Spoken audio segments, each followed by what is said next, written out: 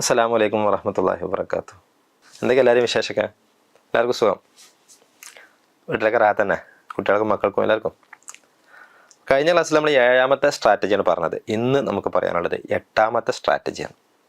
8ാമത്തെ strategy ഓർമ്മ ഉണ്ടോ മുമ്പ് പറഞ്ഞതൊക്കെ അല്ലേ? 8ാമത്തെ സ്ട്രാറ്റജിയാണ് അപ്പോൾ നമുക്കിന്ന് പറയാനുള്ളത് കേട്ടോ.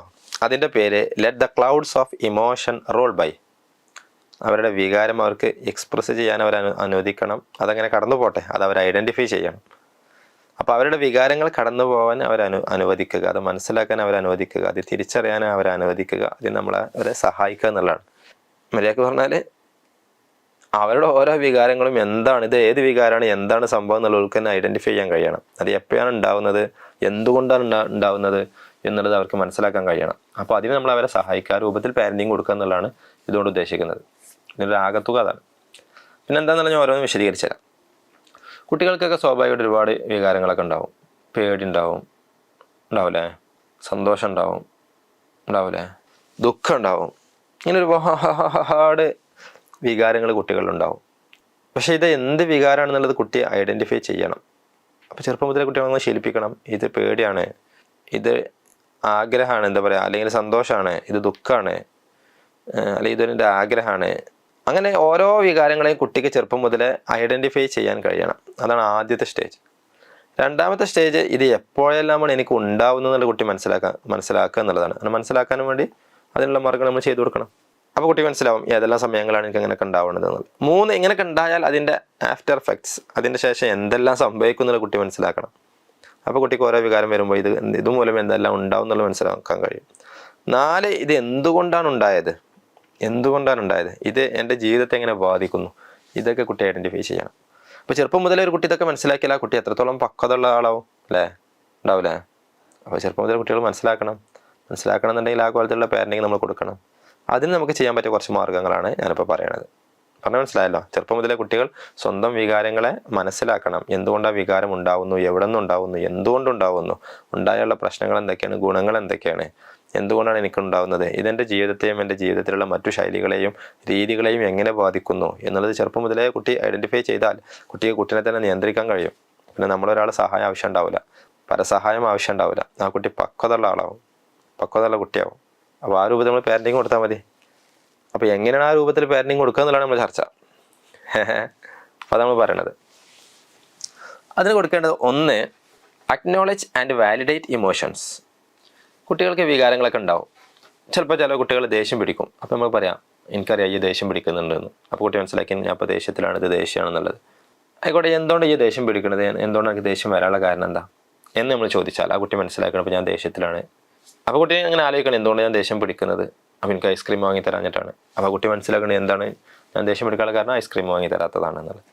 അപ്പോൾ കുട്ടിൻ്റെ വികാരത്തെ മനസ്സിലാക്കി. അപ്പോൾ എന്താണ് വികാരം എന്നുള്ളത് മനസ്സിലാക്കി, എന്തുകൊണ്ടാണ് വികാരം വന്നതെന്ന് മനസ്സിലാക്കി. പറയാൻ മനസ്സിലായോ? അപ്പോൾ അങ്ങനത്തെ ചോദ്യങ്ങൾ എന്ത് ചെയ്യുക, നമ്മൾ ചോദിക്കുക, കുട്ടിനെ അങ്ങനെ ബോധ്യപ്പെടുത്തുക എന്നുള്ളതാണ്. അപ്പോൾ അങ്ങനത്തെ ചോദ്യങ്ങൾ നമ്മൾ ചോദിക്കുക, കുട്ടി നമ്മൾ ബോധ്യപ്പെടുത്തുക എന്നുള്ളതാണ് 1ാമത്തത്. അക്നോളജ് ആൻഡ് വാലിഡേറ്റ് ഇമോഷൻസ് എന്നുള്ളത്. അപ്പോൾ അവരുടെ ഇമോഷൻസ് നമ്മൾ മാനിക്കണം. ഉദാഹരണമായിട്ട് നമ്മളെ കുട്ടി ഭയങ്കര ദേഷ്യത്തിലാണ്, എന്നിട്ട് ആ ദേഷ്യത്തിൽ എന്ത് ചെയ്യണേ, നമ്മളോടൊന്നും മിണ്ടുന്നില്ല. അപ്പോൾ നമ്മൾ പോയിട്ട് പറയണേ, മെച്ചിൻ്റെ കുട്ടി അല്ലെങ്കിൽ ഉപ്പച്ചൻ്റെ കുട്ടി ഭയങ്കര ദേഷ്യത്തിലാണെന്ന് എനിക്കറിയാം, എന്തുകൊണ്ടാണ് ഈ ദേഷ്യം പിടിക്കുന്നത്, നമുക്കതിന് പരിഹാരം കാണാം. അപ്പോൾ ആ കുട്ടി ചിലപ്പോൾ സ്കൂളിലുള്ള എന്തെങ്കിലും പ്രശ്നങ്ങളായിരിക്കും, അല്ലെങ്കിൽ ടീച്ചേഴ്സിനുള്ള പ്രശ്നങ്ങളായിരിക്കും, അല്ലെങ്കിൽ ഫ്രണ്ട്സിനോടുള്ള പ്രശ്നങ്ങളായിരിക്കും, അല്ലെങ്കിൽ അമ്മനോടും വാപ്പാനോടുള്ള പ്രശ്നങ്ങളായിരിക്കും. ആ കുട്ടി ചിലപ്പോൾ ഒരു പക്ഷേ പറയും. അപ്പോൾ പറയുമ്പോൾ നമുക്ക് അതിനുള്ള സൊല്യൂഷൻ കാണാൻ പറ്റും. നേരത്തെ പറഞ്ഞ സംഗതി തന്നെ. അപ്പോൾ അതിലെന്ത് സംഭവിച്ചു, കുട്ടി വികാരത്തെ മനസ്സിലാക്കി, എന്തുകൊണ്ട് വികാരം ഉണ്ടായെന്ന് മനസ്സിലാക്കി, സൊല്യൂഷൻ കാണുന്നതോടുകൂടി ഇതിനെ എങ്ങനെ പരിഹരിക്കാം എന്നുള്ളത് മനസ്സിലാക്കി. അതാണ് 1ാമത്തെ രീതി. 2ാമത്തത് യൂസ് ഇമേജറി. ചെറുപ്പം മുതലേ കുട്ടികളെ നമ്മൾ അവരുടെ ഇമോഷൻസ് മനസ്സിലാക്കാൻ വേണ്ടിയിട്ട് നമുക്ക് ചെയ്യാൻ പറ്റിയൊരു സംഗതിയാണ് യൂസ് ഇമേജറി എന്നുള്ളത്. അവിടെ നമുക്ക് എന്ത് ചെയ്യാൻ പറ്റും, അവരുടെ ഭാവനകളെ നമുക്ക് എന്ത് ചെയ്യാൻ പറ്റും, ഉപയോഗിക്കാൻ പറ്റും. ഒരു ഭാവനാത്മകമായിട്ട് നമുക്ക് അവരുടെ ഇമോഷൻസിനെ മനസ്സിലാക്കി കൊടുക്കാൻ പറ്റും. ഉദാഹരണം, നമ്മൾ അവരോട് പറയാം, ഈ എൻ്റെ മനസ്സിനൊരു ആകാശമായിട്ട് കാണും. ഇനി ആകാശത്ത് ഒരുപാട് മേഘങ്ങളുണ്ട്, വ്യത്യസ്ത കളറുള്ള മേഘങ്ങൾ. ഈ ഓരോ മേഘങ്ങളും നിൻ്റെ ഓരോ വികാരങ്ങളായിരിക്കണം. അങ്ങനെ ഒന്ന് ആലോചിച്ച് നോക്കിയേ. അപ്പോൾ എൻ്റെ മനസ്സിലിപ്പോൾ എത്ര മേഘങ്ങളുണ്ട്, ഒരു ദിവസം ഇതിൽ ഏതെല്ലാം തരത്തിലുള്ള മേഘങ്ങൾ എനിക്ക് ഉണ്ടാവാറുള്ളത്. ഉദാഹരണം, ചുവപ്പ് കളർ മേഘം, അത് ടെൻഷനാണ്. പച്ച കളർ മേഘം, അതൊരു സന്തോഷമാണ്. കറുപ്പ് കളർ മേഘം, അത് ഭയമാണ്. അങ്ങനെ കുട്ടിയോട് ഒന്നെങ്കിൽ എന്ത് ചെയ്യാം, വരക്കാൻ പറയാം, അല്ലെങ്കിൽ മനസ്സിൽ തന്നെ സങ്കല്പിക്കാൻ പറയാം ഒരുപാട് മേഘങ്ങൾ. ആ മേഘങ്ങളൊക്കെ ഓരോ വികാരങ്ങളായിട്ട് അവൻ്റെ മനസ്സെന്ന ആകാശത്തിലൂടെ ഇങ്ങനെ പാറി നടക്കുന്നുണ്ട്. അപ്പോൾ ആ കുട്ടീനോട് ഇങ്ങനെ കാണാൻ പറയാം എത്ര മേഘങ്ങളുണ്ട്, ആ മേഘങ്ങളുടെ പേരൊക്കെ പറയിപ്പിക്കുക. ഇനി നമ്മൾ എന്ത് ചെയ്യുക, പുതിയ ആ കുട്ടി ഐഡൻറ്റിഫൈ ചെയ്യാത്ത ചില വികാരങ്ങൾ കൂടി ഇപ്പോൾ പരിചയപ്പെടുത്തി കൊടുക്കുക. എന്നിട്ട് അതിന് വ്യത്യസ്ത കളറുകളൊക്കെ പറഞ്ഞു കൊടുക്കുക. അപ്പോൾ ഈ കുട്ടിയുടെ മനസ്സിന് ആകാശത്തിൽ ഒരുപാട് മേഘങ്ങൾ കുട്ടിപ്പോൾ എന്ത് ചെയ്ത് ഭാവനയിൽ കൊണ്ടുവന്നു. അപ്പോൾ ഓരോ മേഘത്തിനും ഓരോ ഇമോഷൻസിനും ഓരോ കളറുകളുണ്ട്. പിന്നെ ഈ കുട്ടിക്ക് ദേഷ്യം വരുമ്പോഴത്തേന് ആ കുട്ടി എന്ത് ചെയ്യാണ്, ചുവപ്പ് ഇങ്ങനെ കാണും, ചുവപ്പ് മേഘങ്ങൾ മനസ്സിലിങ്ങനെ ഉരുണ്ടുകൂടിയതായിട്ട്.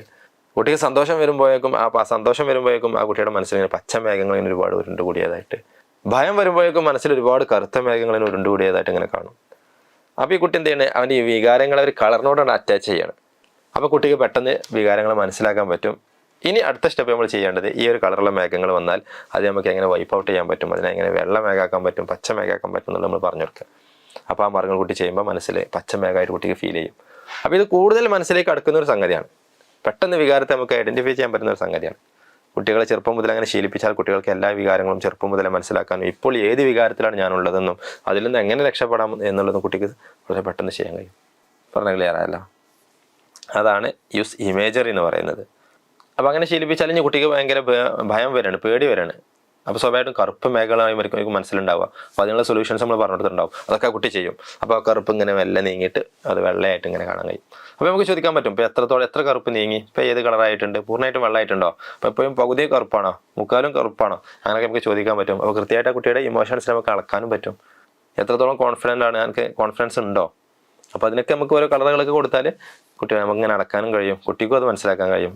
ഈ ഒരു ഇമേജറി ഉണ്ടല്ലോ, ആ ഒരു ഭാവന, ആ ഒരു ഇമാജിനേഷൻ, അത് ശരിക്കും നമുക്ക് ഐഡൻറ്റിഫൈ ചെയ്യാനും വാലിഡേറ്റ് ചെയ്യാനും നമുക്ക് കഴിയും. ഓക്കെ, അടുത്തതാണ് പ്രാക്ടീസ് മൈൻഡ്ഫുൾനെസ് എന്നുള്ളത്. അന്ന് കുട്ടിയെ നമ്മളങ്ങനെ ശീലിപ്പിക്കുക എന്നുള്ളതാണ്. കുട്ടി എപ്പോഴും ഭയത്തിലായിരിക്കും, എപ്പോഴും കുട്ടിയുടെ മനസ്സിൽ കറുത്ത മേഘമായിരിക്കും ഉണ്ടാവുക, അല്ലെങ്കിൽ ചുവപ്പ് മേഘമായിരിക്കും ഉണ്ടാവുക. അങ്ങനത്തെ സമയങ്ങളൊക്കെ ഉണ്ടാവും. നമ്മൾ പ്രാക്ടീസ് മൈൻഡ്ഫുൾനെസ്, എന്തിലും ആസ്വദിക്കാനുള്ളൊരു കഴിവ് നമ്മൾ കുട്ടി കൊടുക്കണം എന്നുള്ളതാണ്. അപ്പോൾ പ്രശ്നങ്ങൾ വരും, ഭയം ഉണ്ടാവും. അപ്പോൾ ഈ സമയത്തൊക്കെ അതിൽ നിന്ന് മാറിയിട്ട് നമുക്ക് എന്ത് ചെയ്യും, എപ്പോഴും ഒരു ബാലൻസ്ഡ് ആയിട്ടുള്ള അവസ്ഥയിലേക്ക് അങ്ങനെ മാറാൻ പറ്റും.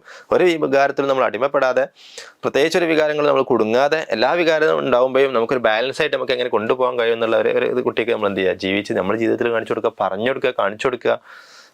ഭയം ഉണ്ടാവും, അതുണ്ടാവും, ഇതുണ്ടാവും എന്നുള്ളതൊക്കെ കുട്ടിക്ക് ബോധ്യപ്പെടുത്തി കൊടുക്കുക. എന്നിട്ട് എന്ത് ചെയ്യുക, കുട്ടിയെ അതിലൊന്നും പെടാതെ ഇങ്ങനെ ജീവിക്കാനുള്ള ഒരു സംഗതി നമ്മൾ എന്ത് ചെയ്യുക, കുട്ടിയെ പ്രാക്ടീസ് ചെയ്യിപ്പിക്കുക, മൈൻഡ്ഫുൾനെസ് പ്രാക്ടീസ് ചെയ്യിപ്പിക്കുക. അപ്പോൾ എന്തും ആസ്വദിക്കാനുള്ള. അപ്പോൾ ആ കുട്ടി എന്ത് ചെയ്യും, ഫ്രീ ആയിട്ട് വളരും. കുട്ടി മൈൻഡ് എപ്പോഴും ഹെൽത്തി ആയിരിക്കും. അങ്ങനെ നമ്മൾ ശീലിപ്പിക്കുക. ചില കുട്ടികളുണ്ടാവില്ല അങ്ങനെ, ഓവർ ഉത്കണ്ഠയുള്ള കുട്ടികളുണ്ടാവും, ഓവർ ഭയമുള്ള കുട്ടികളുണ്ടാവും, ഓവർ ടെൻഷനുള്ള കുട്ടികളുണ്ടാവും, ഓവർ എക്സ്പ്രഷൻസും സന്തോഷം അങ്ങനെയുള്ളവരുണ്ടാവും.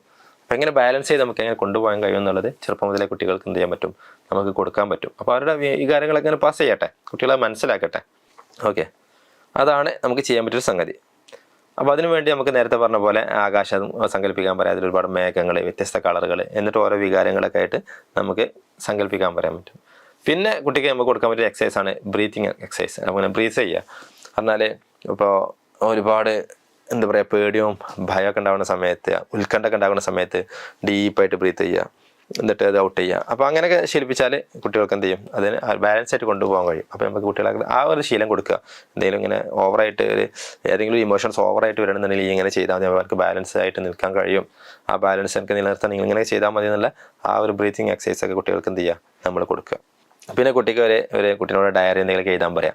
ഇന്ന് ഏത് വികാരമാണ് ഞാൻ കൂടുതൽ എക്സ്പ്രസ് ചെയ്തത്, അതുകൊണ്ടുള്ള ഗുണങ്ങൾ, അതുകൊണ്ടായ ദുരന്തങ്ങൾ, പ്രശ്നങ്ങൾ, അങ്ങനെ ഡയറി ഇങ്ങനെ ഒരു ജേണൽ ഉണ്ടാക്കാൻ പറയാം. എന്നിട്ട് എഴുതിയേക്കാൻ പറയാം. അതൊരാഴ്ചയൊക്കെ ചെയ്താൽ മതി. എന്നിട്ട് നമുക്ക് ലാസ്റ്റ് ഒരു സമ്മാനമൊക്കെ കൊടുക്കാം. അപ്പോൾ കുട്ടി എന്ത് ചെയ്യും, ഓരോ ദിവസം ഉണ്ടായ വികാരങ്ങൾ ഇങ്ങനെ ജേണലിൽ ഇങ്ങനെ എഴുതി വെക്കും, ഒരു നോട്ടിലോ അല്ലെങ്കിൽ ഒരു ഡയറിയിലൊക്കെ എഴുതി വെക്കും. കുട്ടി മനസ്സിലാക്കും. എന്നിട്ട് ഏറ്റവും കൂടുതൽ ഉപകാരം ഉണ്ടായത് ഏത് വികാരം കൊണ്ടാണ്, ഏറ്റവും കൂടുതൽ ഉപദ്രവം ഉണ്ടായത് ഏത് വികാരം കൊണ്ടാണ്, അപ്പോൾ അതിനെ എങ്ങനെ ബാലൻസ് ചെയ്യാൻ പറ്റും, ഇല്ലാതാക്കാൻ പറ്റും എന്നുള്ളതൊക്കെ കുട്ടി ചെറുപ്പത്തിലെ പഠിക്കും.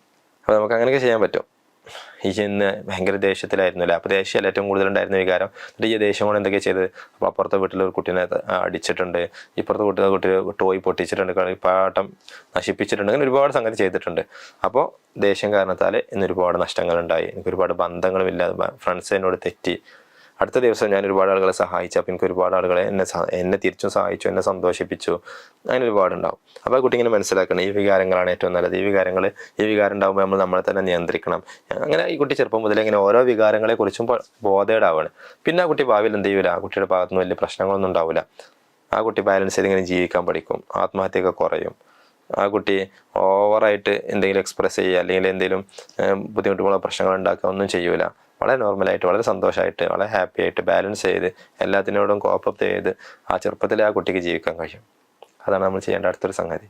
അപ്പോൾ ഇൻഷാ അല്ലാഹ് നിങ്ങൾ കുട്ടികൾക്ക് അത് ചെറുപ്പം മുതലേ ആ ഒരു സംഗതി നിങ്ങൾ കൊടുക്കുക. ചെറുപ്പം മുതലേ കുട്ടികൾ അവരുടെ ഐഡൻറ്റിഫൈ ചെയ്യട്ടെ. എനിക്കറിയാം ഈ കുറുമ്പ് കാട്ടുന്നുണ്ട്, എനിക്കറിയാം ഈ ടെൻഷനിലാണെന്ന്, എനിക്കറിയാം ഈ ഭയങ്കര ഹാപ്പിയാണെന്ന്, എനിക്കറിയാം ഈ ഭയങ്കര ആംഗ്രി ആണെന്നുള്ളത്. അങ്ങനെ ചെറുപ്പം മുതലേ കുട്ടികൾക്ക് അവരുടെ വികാരത്തെ പേര് പറഞ്ഞ് അവർക്ക് മനസ്സിലാക്കി കൊടുക്കുക, എന്നിട്ട് അതിനെ കോപ്പപ്പ് ചെയ്യാനും പഠിപ്പിച്ചു കൊടുക്കുക.